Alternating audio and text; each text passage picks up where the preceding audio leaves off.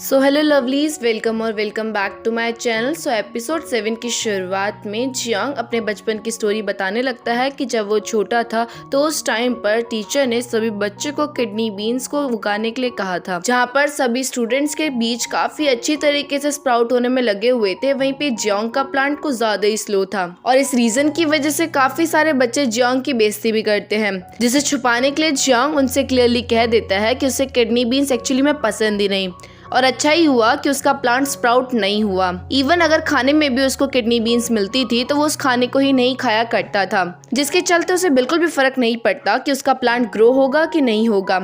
पर भले ही यहाँ पर जियांग ने स्टूडेंट्स को चुप करवाने के लिए बात क्यों ना कह दी हो, लेकिन घर जाते टाइम जियांग फूट फूट कर रोता है। जिसके बाद अब थोड़ा सा टाइम आगे बढ़ता है जहाँ पर जियांग अब काफी बड़ा हो चुका था। जियांग यहाँ पर अपनी मॉम के पास जाता है अपना रिपोर्ट कार्ड लेकर, जहाँ पर जियांग की मॉम बाहर जाने वाली थी कुछ दिनों के लिए। उस टाइम तक जियांग की क्लास में हान आ चुकी थी, जिसके चलते इस बार जियांग की सेकंड पोजीशन आई हुई थी क्लास में और इस रीजन की वजह से जियांग की मॉम रास्ते में चलाने लग जाती है। जियांग से कहने लगती है कि तुम्हें इम्प्रूवमेंट करने की जरूरत है, इस दुनिया में फर्स्ट पोजीशन के अलावा कोई भी अच्छी पोजीशन नहीं है। अगर तुम सेकंड पोजीशन भी लाए हो इसका मतलब तुम एक तरह से फेल हुए हो। ये सारी की सारी स्टोरी जियांग हमें बताने में लगा हुआ था और इन सब चीज से जियांग को एक बात पता जरूर चली। काफी बार हमारी लाइफ में कुछ ऐसी चीजें हो जाती है जिसे हम खुद कंट्रोल नहीं कर सकते। हम उस चीज को कितनी भी कोशिश क्यों ना कर ले ठीक करने की, लेकिन वो ठीक तो अपने अकॉर्डिंग ही होगी। जैसे अभी तक जियांग की काफी ज्यादा अच्छी लाइफ चलने में लगी हुई थी, जिसके चलते सारे के सारे कलीग्स जियांग को काफी अच्छी तरह से ट्रीट भी करते। लेकिन जैसे ही जियांग का करियर फ्लॉप हुआ, जियांग के एम्प्लॉयज तो दूर की बात, इवन जियांग के दोस्त तक जियांग को पीटने लग गए। खैर अब सीन प्रेजेंट में आता है जहां पर हान को जियांग के रूम में से पेन मिला था कि तब इतने में हान के पास नाम पहुंच जाता है। नाम यहाँ पर हान से पूछने लगता है कि वो जियांग के रूम में क्या कर रही है। इवन उसने काफी बार नोटिस करा है कि हान बार बार जियांग से मिलने के लिए छत पर आती है। यहाँ पर हान नहीं चाहती थी कि नाम को कुछ मालूम पड़े, जिसके चलते हान नाम को पीटने लग जाती है कि तभी अचानक से नाम की नजर पड़ती है हान के पकड़े हुए पेन पर, जिसे देख नाम हान को बताने लगता है कि ये नॉर्मल पेन नहीं है, बल्कि ये तो शायद से सीसीटीवी कैमरा है। शायद से किसी ने इस पेन के थ्रू जियांग के ऊपर नजर रखने की कोशिश करी है। जिसके बाद हान नाम से कहने लगती है कि क्या तुम्हें मालूम है ऐसा कौन कर सकता है। जिसे सुनकर नाम को अचानक से याद आता है कि जब वो शुरू में जियांग से मिला था तो उस टाइम पर उसने नोटिस किया था कि जियांग के पीछे कोई और आदमी भी जा रहा है। बट मैंने ज्यादा तहकीकात करने की कोशिश नहीं करी, क्योंकि मुझे लगा कि हो सकता है कोई पर्सन अपना रास्ता भूल गया हो, या फिर ऐसा भी हो सकता है कि वो जियांग का गेस्ट हो। इसी रीजन की वजह से मैंने ज्यादा कुछ नहीं सोचा इस बारे में। और ये बात सुनकर हान को भी याद आने लगता है कि जियांग ने अभी भी उसे यही बताया था कि कोई पर्सन उसके ऊपर शायद से नजर रखे हुआ है। अब ये बात पता चलने के बाद हान तुरंत ही जियांग के पास पहुंचती है, जो कि पुलिस स्टेशन मौजूद था, पुलिस वालों को सारी की सारी कंप्लेंट बताने के लिए। जहाँ पर जियांग देख पाता है कि हान के हाथ में जो पेन मौजूद है वो ठीक उसी तरह का पेन है जो कि उसके क्लिनिक में भी मौजूद था, यानी कि सेम पर्सन जियांग के ऊपर नजर रखे हुए है और इवन उसने जियांग के कमरे में तक सीसीटीवी कैमरा लगाया हुआ था। यहाँ पर पुलिस लोग तो सीसीटीवी कैमरा के थ्रू कोशिश करते हैं उस पर्सन की शक्ल देखने की, लेकिन स्टिल यहाँ पर फुटेज ज्यादा क्लियर नहीं थी और इवन उस पर्सन का सिर्फ और सिर्फ बैक दिखाई दे रहा था, जिसके चलते ये पता कर पाना थोड़ा मुश्किल था कि वो पर्सन कौन हो सकता है जिसने जियांग के ऊपर इस तरह से नजर रखी। अब जियांग और हान इसके बाद पुलिस स्टेशन से बाहर आते हैं, जहाँ पर बाहर निकलती हान देख पाती है कि जियांग के चेहरे में से काफी ज्यादा खून निकलने में लगा हुआ है और हान को जियांग की कुछ ज्यादा ही फिक्र थी, जिसके चलते हान जबरदस्ती जियांग को हॉस्पिटल में लेके जाती है ताकि उसके सर की मरहम पट्टी ढंग से हो सके। इतना ही नहीं बल्कि थोड़ी देर में हान उल्टा जियांग के सामने फूट फूट के रोने लग जाती है। हान जियांग से कहने लगती है कि मुझे तुम्हारे लिए काफी ज्यादा बुरा लग रहा है। शुरुआत में मुझे लगता था कि तुम अनलक्की हो, जिसके चलते तुम्हारा सर्जरी अच्छे से नहीं हो पाया। तुम्हारे ऊपर तो उल्टा किसी ने नजर रखी हुई है, यानी कि कोई तुम्हें जानबूझ के फंसाने की कोशिश कर रहा है। तुम्हारी कितनी ज्यादा हार्ड सिचुएशन अब हो चुकी है। यहाँ पर हान को इस तरह से रोता हुआ देख जियांग को थोड़ा बहुत अंदर से अच्छा लगता है, क्योंकि इससे ये प्रूव होता है कि हान को जियांग की काफी ज्यादा फिक्र है। अब इसके बाद हान और जियांग दोनों के दोनों घर के लिए निकल जाते हैं, जहाँ पर रास्ते में चलते टाइम हान और जियांग के अकॉर्डिंग हो ना हो वो पर्सन क्लिनिक का ही हो सकता है, क्योंकि क्लिनिक में काम करने की वजह से उसके लिए कैमरा को सेट कर पाना क्लिनिक में काफी इजी रहेगा। इसके साथ साथ हान को जियांग काफी ज्यादा लो फील दिखाई दे रहा था, जिसके चलते हान जियांग से कहने लगती है कि तुम्हें ज्यादा चिंता करने की जरूरत नहीं है, सब कुछ ठीक हो जाएगा, एक न एक दिन सारी सच्चाई जरूर सामने आएगी। क्योंकि भले ही किसी झूठ को कितना भी छुपा क्यों ना लिया जाए, लेकिन एक न एक दिन उस झूठ का तो खुलासा होता ही होता है।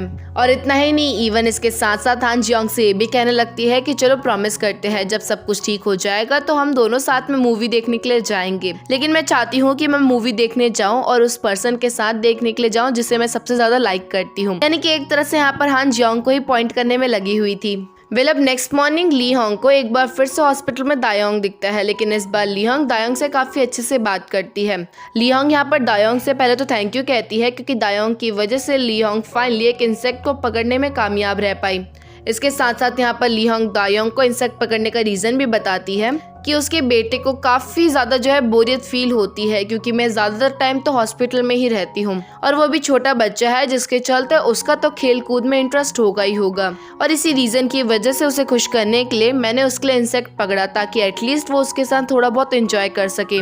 वहीं पे दूसरी तरफ हान की मॉम सुबह सुबह अपने कमरे में कुछ ढूंढने में लगी हुई थी, जहाँ पर जब नाम अपनी मॉम से पूछता है कि आप क्या ढूंढने में लगी हुई हो, जिस पर नाम की मॉम कहने लग जाती है कि मैं सुबह से आयरन ढूंढने में लगी हुई हूँ, यानी कि कपड़े प्रेस करने वाली मशीन ढूंढने में लगी हुई हूँ। काफी टाइम से वो मुझे दिख नहीं रही। जिसके साथ साथ नाम की मॉम नाम से पूछने लगती है कि कहीं तुमने मेरा सामान बेच तो नहीं दिया, क्योंकि बहुत टाइम पहले मुझे इसी तरह से मेरा सामान नहीं मिल रहा था और लास्ट में हमें मालूम पड़ा था कि तुमने मेरा सामान बेच दिया है सिर्फ और सिर्फ अपनी गर्लफ्रेंड को डेट पर ले जाने के लिए। जिस पर नाम अपनी मॉम से कहने लगता है कि इस बार मैंने कुछ नहीं करा, उल्टा मेरा तो ब्रेकअप हो चुका है, जिसके चलते मेरा कोई सामान से लेना देना बनता ही नहीं है। जिसके बाद हमें मालूम पड़ता है कि वो प्रेस हान के पास मौजूद था। हान जियोंग के रूम में गई हुई थी ताकि वो उसके शर्ट को अच्छे से प्रेस कर सके, क्योंकि आज जियोंग को कोर्ट में जाना था और हान चाहती थी कि जियोंग अपने कपड़ों में अच्छे से प्रेस करके वहाँ पर जाए।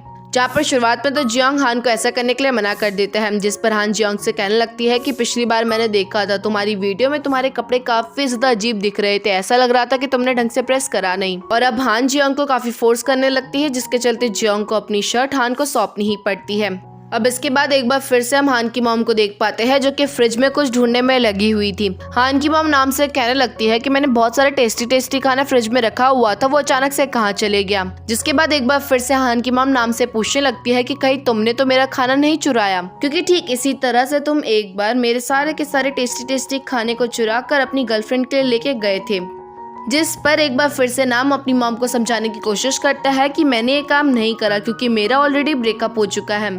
बट नाम की मॉम को तो नाम पर यकीन था ही नहीं, जिसके चलते नाम की मॉम काफी ज्यादा नाम को मारती है। जिसके बाद हम देख पाते हैं कि वो खाना और किसी ने नहीं बल्कि हान ने फ्रिज से निकाला हुआ।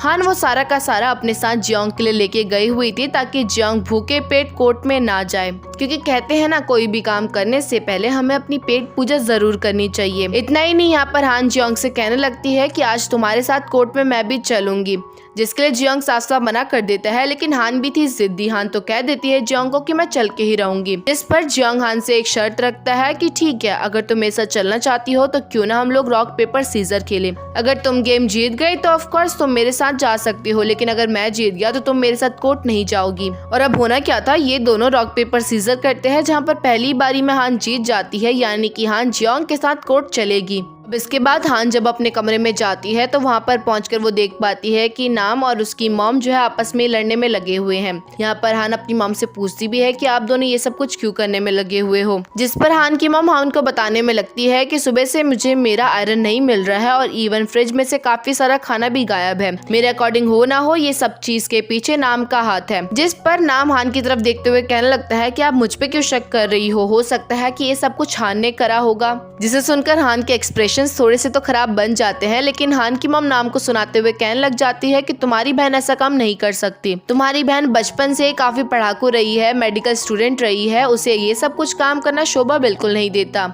और ऑफ कोर्स हान की मॉम हान के ऊपर काफी ज्यादा ट्रस्ट करती थी और इसके साथ साथ हान किसी भी कीमत पर अपनी मॉम को सच्चाई नहीं बता सकती थी, जिसके चलते हान को झूठ मूठ का नाम के सामने ये दिखाना पड़ता है कि हाँ मैंने ये काम नहीं करा, मैं ये काम क्यों करूंगी, ये सब चीज के पीछे होना हो तुम्हारा ही हाथ होगा। और ऐसा कहने के बाद हान खुद को बचाने के लिए तुरंत ही रूम में चली जाती है। अब हान अपने रूम में पहुंची थी कि इतने में हान के रूम में नाम पहुंच जाता है। नाम यहाँ पर हान से कहने लगता है कि तुम्हें मुझे 50,000 देने पड़ेंगे, अदरवाइज मैं अपनी मॉम मॉम को बता दूंगा कि इन सब चीज के पीछे तुम्हारा हाथ है। जिस पर इस बार भी हान नाम को कॉन्फिडेंस में कहने लगती है कि मैं ये सब काम क्यों करूंगी, मैंने ये काम नहीं करा। जिसे सुनकर नाम हान से कहने लगता है कि ठीक है, फिर मैं मॉम के साथ जियोंग के रूम में पहुंच जाता हूँ। मुझे पक्का यकीन है कि ये सारा का सारा सामान जियोंग के रूम में मौजूद होगा। और ऑफ कोर्स हान ये बात किसी भी कीमत पर अपनी मॉम को पता लगने देना नहीं चाहती थी, जिसके चलते हान को ना चाहते हुए भी नाम को पैसे सौंप कर उसका मुंह बंद करवाना पड़ता है। वेल अब कोर्ट जाने का टाइम आ चुका था, जहाँ पर जियोंग हान का बाहर वेट कर रहा था। कितने में जियोंग की नजर किसी चीज पर पड़ती है और यहीं पे ये सीन कट हो जाता है। जिसके बाद जब हान घर से बाहर निकलती है तो वो देख पाती है कि बाहर जियोंग मौजूद नहीं है। इवन जब हान थोड़ा सा बाहर आती है तो वो रोड के साइड देख पाती है कि जियोंग का फोन रास्ते में पड़ा हुआ है। और इतना ही नहीं बल्कि हान भागते हुए कोर्ट में पहुंचती है। उसे लगने लगता है कि हो सकता है जियोंग कोर्ट पहुंच चुका हो, लेकिन वहाँ पर जाकर हान को मालूम पड़ता है कि जियोंग स्टिल अभी तक कोर्ट नहीं पहुंचा है। यानी कि हो ना हो जियोंग किसी मुसीबत में है। और ये बात जियोंग के लिए भी काफी ज्यादा खराब हो सकती है, क्योंकि जियोंग का आज केस चलने वाला था और अगर जियोंग ही केस में मौजूद नहीं है तो सारा का सारा पासा जियोंग के ऊपर ही पड़ जाएगा। लेकिन इससे पहले कि जज कोई डिसीजन ले पाता कि तभी इतने में अचानक से जियोंग वहाँ पर पहुंचकर अपने लॉयर से कहने लगता है कि मेरे पास एविडेंस है। अब इसके बाद हमें फ्लैशबैक में दिखाया जाता है कि जब जियोंग रोड में खड़े हो रखा था तो तभी अचानक से जियोंग की नजर पड़ती है किम सॉन्ग पर, जो कि अपनी कार के अंदर मौजूद था। जियोंग तुरंत ही किम सॉन्ग के पास जाता है, जहाँ पर किम सॉन्ग भी जियोंग को देखकर तुरंत ही अपनी कार को स्पीड में वहाँ से भगा देता है। और किम सॉन्ग का पीछा करने की वजह से गलती से जियोंग जल्दीबाजी में अपना फोन रोड पे ही गिरा देता है। और शायद से जियोंग की किस्मत थोड़ी सी अच्छी थी, जिसके चलते किम सॉन्ग के थोड़ा आगे जाने के बाद किम सॉन्ग की गाड़ी किसी खंबे से टकरा जाती है, जिसके चलते जियोंग तुरंत ही किम सॉन्ग को पकड़ लेता है। जहाँ पर जियोंग इससे पहले कि किम सॉन्ग को कुछ मार वार पाता कि इतने में किम सॉन्ग आगे से जियोंग को पेन ड्राइव पकड़ा देता है। वेल उस पेन ड्राइव को लेकर जियोंग और किम सॉन्ग तुरंत ही पुलिस स्टेशन पहुँचते हैं, जहाँ पर पहुँचने के बाद उन्हें पेन ड्राइव के थ्रू मालूम पड़ता है कि एक्चुअली में उस लेडी की सर्जरी वाले दिन जियोंग के क्लिनिक में कोई 3 नकाबपोश आदमी घुसे थे और अंदर पहुंचकर उन्होंने सारी की सारी दवाइयों को चेंज कर दिया था। इवन जो चीजें ठीक भी थे उनके अंदर भी गलत सलत दवाइयां मिला दी थी। और अब होना क्या था, इतना प्रूफ काफी था जियोंग को बेकसूर साबित करने के लिए, जिसके चलते जियोंग को माफ कर दिया जाता है। इसके साथ साथ हमें मालूम पड़ता है कि जो लोग जियोंग के खिलाफ केस लड़ने में लगे हुए थे, ये सब चीज के पीछे उनका ही हाथ था। एक्चुअली में वो लेडी उनकी बहन थी, जहाँ पर उनके डैड के मरने के बाद उनके डैड ने अपनी सारी की सारी संपत्ति अपनी बेटी के नाम कर दी थी। और उसी संपत्ति को अपनी बहन से हड़पने के लिए उन भाइयों ने अपनी बहन को मारने की कोशिश करी। बट ऑफ कोर्स एक न एक दिन सच्चाई सामने आके ही रहती है, जिसके चलते वो आज फाइनली पकड़े गए। और वेल गलत काम करने के बाद उन्हें क्या मिला, कुछ भी नहीं। उन्हें पहले तो जमीन नहीं मिली और उसके साथ साथ उल्टा उन्हें जेल भी जाना पड़ रहा है। इसके साथ साथ हमें ये भी बताया जाता है कि किम सांग कोई विक्टिम नहीं था, उल्टा वो तो विटनेस था। यानी कि किम सांग के पास इन सब चीज के प्रूफ थे और इसी रीजन की वजह से किम सांग बार बार जियोंग के आगे पीछे घूमने में लगा हुआ था, ताकि वो जियोंग को सारी सच्चाई बता सके। लेकिन उसे समझ नहीं आ रहा था कि वो किस तरह से जियोंग को सारी सच्चाई बताए। पर स्टिल इसके बावजूद भी एक डाउट अभी भी है, किम सांग ने इस तरह से सारे क्लिनिक में कैमरा क्यों लगाए हुए थे। जिसके बाद हमें फ्लैशबैक में दिखाया जाता है कि एक बार सर्जरी के दौरान डॉक्टर ने एक बहुत बड़ी गलती कर दी थी और इस रीजन की वजह से उस पर्सन की डेथ भी हो गई थी। लेकिन उस डॉक्टर ने अपनी जॉब बचाने के लिए किम सांग के ऊपर सारा का सारा ब्लेम डाल दिया और एट द एंड हुआ क्या, किम सांग की जॉब भी चली गई और इवन उस पेशेंट के फैमिली मेंबर्स किम सांग को काफी ज्यादा गाली भी सुनाए। और इसी रीजन की वजह से किम सांग कहीं पे भी काम करता तो सबसे पहले वो हर जगह पर कैमरा अटैच करवा देता, ताकि उसके सीनियर्स कभी भी कोई गलती करे और उसे डिफेम करने की कोशिश करे तो उसके पास भी एक पक्का प्रूफ हो, जिसके थ्रू वो ये साबित कर सके कि इसमें उसकी कोई गलती नहीं है। वेल भले किम सांग की हैबिट थोड़ी सी अजीब है, लेकिन किससे मालूम था कि किम सांग की इस हैबिट की वजह से जियोंग जो बेकसूर था उसकी लाइफ बच जाएगी। और इसके साथ साथ किम सांग ही वो पर्सन था जो कि जियोंग के रूम में चोरी छुपे घुसा था खिड़की तोड़कर। किम सांग वहाँ पर इसलिए गया था ताकि वो जियोंग को प्रूफ दे सके। बट ठीक उसी दिन नाम भी गया हुआ था जियोंग के रूम में काफी सारे ब्लैंकेट्स लेकर, जिसके चलते नाम गलती से उस पेन को टेबल के नीचे गिरा देता है और इस रीजन की वजह से जियोंग के पास कोई भी प्रूफ हाथ नहीं लगता। खैर अब तो जियोंग बेकसूर साबित हो चुका है, जियोंग की लाइफ वापस से नॉर्मल हो चुकी है। बट ये सब कुछ सिर्फ और सिर्फ लोगों को लगता है, क्योंकि ये फेस जियोंग को ही मालूम है कि उसके लिए कितना ज्यादा हार्ड रहा है। लोगों के लिए तो अब ये जियोंग बिल्कुल ही नॉर्मल जियोंग है, जिसके थ्रू वो प्रॉफिट कमा सके। इवन अब बहुत सारी कंपनी एक बार फिर से जियोंग के बारे में बात करने लग जाती है। वो सोचने लगती है कि क्यों ना वो लोग जियोंग को इंटरव्यू में बुलाए। उन्होंने वैसे भी इससे पहले भी जियोंग के साथ काम करा हुआ है, जिसकी वजह से उनके पास जियोंग का नंबर भी है। वहीं पे शीट मास्क वाले भी कहने लग जाते हैं कि जियोंग ऑलरेडी पॉपुलैरिटी छूने में लगा हुआ है, क्यों ना हम लोग जियोंग का फायदा उठाए और एक बार फिर से उसको एडवर्टाइजमेंट करने के लिए कहे। और इतना ही नहीं, इवन जब जियोंग के दोस्तों को भी मालूम पड़ता है कि जियोंग बेकसूर है तो उनको भी काफी ज्यादा पछतावा होने लगता है। वो लोग कहने लगते हैं कि हमने फालतू में शक करा जियोंग के ऊपर, और इसके साथ साथ वो लोग डिसाइड करते हैं कि वो एक बार फिर से जियोंग से बात करेंगे, क्योंकि अभी भी तो वो बेरोजगार है, उनके पास अभी भी पैसे नहीं है कमाने के लिए। यानी कि एक बार फिर से जियोंग से सभी लोग बात तो करने लग गए हैं, लेकिन इसके साथ साथ वो अभी भी स्टिल अपना ही फायदा देखने में लगे पड़े हैं। लेकिन इस दौरान जियोंग को अच्छे से मालूम पड़ चुका है कि कौन उसका अपना है और कौन पराया, जिसके चलते इस बार जियोंग सभी के मैसेज को काफी अच्छी तरह से इग्नोर मारता है। अब हम हान को देख पाते हैं, जो कि काफी टाइम से जियोंग से नहीं मिल पाई थी, और इस रीजन की वजह से हान काफी ज्यादा अंदर से घुटन फील कर रही थी। हान किसी भी कीमत पर जियोंग को देखना चाहती थी। हान देखना चाहती थी कि जियोंग की कंडीशन कैसी है, जिसके चलते हान सोच पे पड़ जाती है कि वो ऐसा क्या बहाना लगाए जिसके चलते वो छत में जाकर जियोंग से मिल सके। कि तभी अचानक से हान को याद आता है कि उसकी मॉम ने तो ऊपर कैबेज उगाए हुए हैं, क्यों ना वो ऊपर चले जाए कैबेज में पानी डालने के लिए। और ये आइडिया निकालने के बाद हान खुशी खुशी पानी लेकर छत में पहुंची हुई होती है कि तभी अचानक से हान छत में देख पाती है कि ऑलरेडी वहाँ पर उसकी मॉम और उसका भाई मौजूद है, जो कि सेम टू सेम हान की तरह जियोंग को एक बार देखना चाहते थे, जिसके चलते वो लोग छत में काफी सारा खाना लेकर बैठे हुए थे। और इतना ही नहीं, बल्कि यहाँ पर नाम फटाफट से जियोंग के रूम में जाकर जियोंग को जबरदस्ती बाहर खींच के लेके आता है। यहाँ पर हान की मॉम जियोंग से कहने लगती है कि वैसे तो हम तुम्हें नहीं बुलाना चाहते थे, लेकिन हमारे पास काफी सारा खाना बचा हुआ है और हम इतना सारा खाना तो खा नहीं सकते हैं, जिसके चलते हम चाहते हैं कि तुम भी हमारी हेल्प करो इस खाने को खत्म करने में। और एक तरह से देखा जाए तो हान की मॉम को जियोंग की चिंता थी। उन्हें अच्छे से मालूम था कि जियोंग ने काफी दिनों से खाना नहीं खाया होगा, और इस तरह से भूखे रहना बिल्कुल भी सही बात नहीं होती, जिसके चलते ही हान की मॉम ने ये सारी की सारी प्लानिंग करी। अब ऐसे ही ये लोग पूरे दिन ड्रिंक करते रहते हैं, जहाँ पर हान की मॉम को तो कुछ ज्यादा ही चढ़ चुकी थी। यहाँ पर बातों बातों में एक पर्सन हान की मॉम से पूछने लगता है कि आप जियोंग की चिंता करते हो ना, जिस पर हान की मॉम कहने लगती है कि नहीं, मैं जियोंग की चिंता नहीं करती, मुझे तो जियोंग काफी बुरा लगता है, क्योंकि जियोंग ने मेरी बेटी को रिजेक्ट जो करा है, लेकिन यहाँ पर बहुत सारा खाना था ना, इसी रीजन की वजह से मैंने जियोंग को बुला लिया खाना खाने के लिए। एक तरह से मैं जियोंग को वेस्ट खाना ही तो खिला रही हूँ। अब ये पे सीन कट होता है और नेक्स्ट सीन में हम दायोंग को देख पाते हैं, जहाँ पर दायोंग अपनी बेटी को कॉल करके पूछने लगता है कि क्या वो उसके साथ आज खाना खाने चलेगी। लेकिन एज अ बच्चे होने के नाते हमें कभी भी अपने पेरेंट्स के बारे में पता चलता ही नहीं है, और यही कुछ दायोंग की बेटी भी करती है। दायोंग की बेटी अभी बिजी थी अपने दोस्तों के साथ खाना खाने में, जिसके चलते उसे अपने फादर की बिल्कुल भी चिंता नहीं थी। उसे ये मालूम नहीं था कि उसका फादर कितना ज्यादा लोनली फील करता है। पर खैर, दायोंग की बेटी दायोंग को क्लियरली मना करते हुए कह देती है कि अभी मैं बिजी हूँ, आप अकेले ही खाना खा लेना। अब इसके थोड़ी देर बाद दायोंग को एक बार फिर से लियोंग मिलती है, जिसके बाद दोनों की दोनों साथ में ड्रिंक करते हैं। यहाँ पर दायोंग लियोंग को बताने लगता है कि एक्चुअली में मैंने डिसाइड किया है कि मैं अपना यूट्यूब चैनल अब बंद कर दूंगा, क्योंकि ज्यादा व्यूज तो मुझे आ नहीं रहे और इन सब चीज को करने का कोई भी फायदा अब नहीं होने वाला है। और वैसे भी मुझे जियोंग से थोड़ी बहुत जलन मचती थी, और इसी रीजन की वजह से मैंने यूट्यूब चैनल अपना शुरू करा था। जिस पर लियोंग दायोंग को मोटिवेट करते हुए कहने लगती है कि तुम्हें ऐसा नहीं करना चाहिए, तुम्हें कंटिन्यू रखना चाहिए अपने यूट्यूब चैनल को। इवन मुझे भी अब तुम्हारी वीडियोस काफी अच्छी लगने लग गई है, जिसके चलते मैं भी अब तुम्हारे चैनल को वापस से सब्सक्राइब करने की सोच रही हूँ। इतना ही नहीं, बल्कि यहाँ पर लियोंग दायोंग से कहने लगती है कि मेरे अकॉर्डिंग तुम जियोंग के काफी अच्छे दोस्त हो, क्योंकि तुम जियोंग की बुराई भी नहीं सुन पा रहे और इवन सभी लोगों को ये भी कहने में लगे हुए हो कि तुम जियोंग से जलते हो।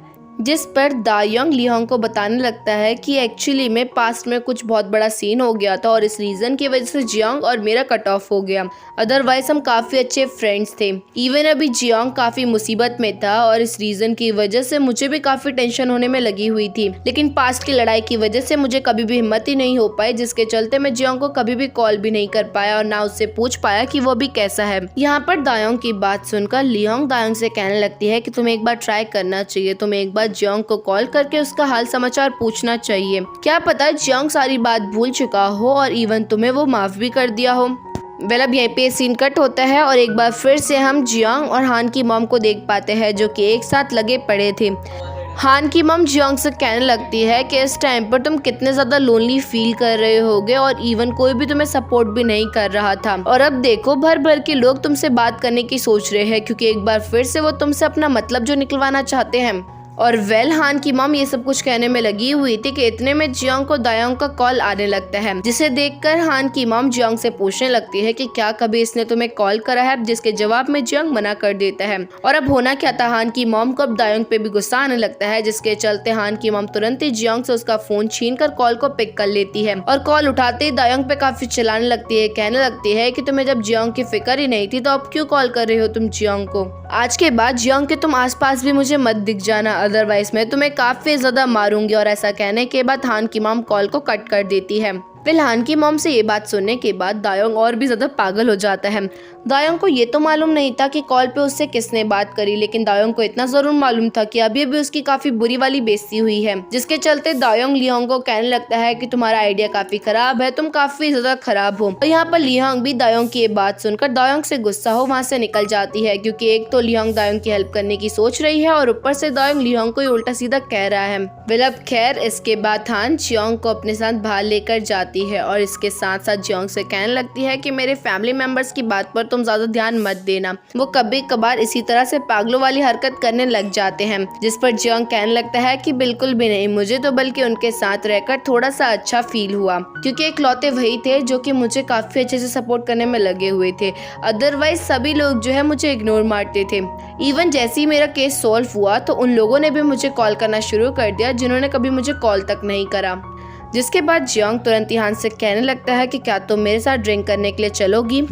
अब यहाँ पर हान और जियोंग दोनों के दोनों एक बार फिर से ड्रिंक करने के लिए चाहते हैं, जहाँ पर जियोंग हान को कहने लगता है कि मेरी लाइफ अभी काफी ज्यादा खराब हो चुकी थी, लेकिन अच्छा ही हुआ कि मेरी लाइफ खराब हुई, अच्छा हुआ कि एक बार मुझे झटका लगा, इसके थ्रू मुझे मालूम तो पड़ सका कि कौन मेरा अपना है और कौन मेरा अपना नहीं है। जियोंग की ये बात सुनकर हान जियोंग से कहने लगती है कि मुझे तुम्हारे लिए काफी ज्यादा बुरा लग रहा है, क्योंकि तुमने इस दौरान काफी सारी चीजें लूज करी है। जिस पर जियोंग हान से कहने लगता है कि कोई बात नहीं, मैंने बहुत सारी चीजें भले ही लूज करी हो, लेकिन इसके साथ साथ मुझे काफी प्रीशियस चीज भी मिली है। और यहाँ पर जियोंग प्रीशियस चीज और कोई नहीं बल्कि हान को ही कहने में लगा हुआ था, क्योंकि स्ट्रगल के दौरान एटलीस्ट जियोंग को हान जैसी एक लेडी मिल पाई जो कि काफी ज्यादा जियोंग की केयर करती है।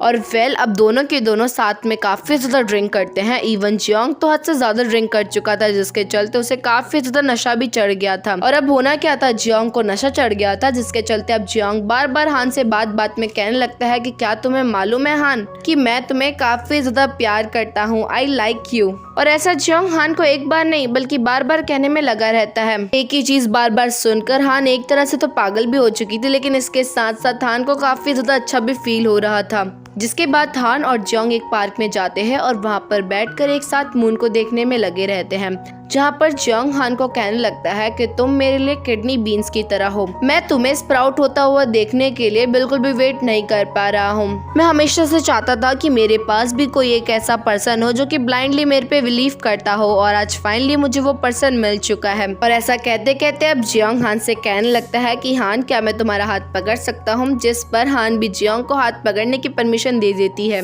और अब होना क्या था, जियोंग तुरंत ही हान का हाथ पकड़कर उसके काफी क्लोज चले जाता और उससे कहने लगता है कि क्या तुम्हें मालूम है तुम काफी ज्यादा सुंदर हो। एपिसोड 7 की एंडिंग में हान जियोंग को देखते हुए अपने मन में कहने लगती है कि उस दिन जियोंग ने काफी बार अपनी फीलिंग्स मुझे कन्फेस करी, लेकिन इसके साथ साथ मुझे दिल से काफी ज्यादा बुरा फील हो रहा था, क्योंकि मुझे जियोंग के उस नेचर को देखकर मालूम पड़ा कि जियोंग कितना ज्यादा लोनली है। और लास्ट में हान जियोंग को ये कहती है कि मैं भी तुमसे काफी ज्यादा प्यार करती हूँ। और इसी के साथ हमारे एपिसोड 7 का यहीं पे एंड होता है।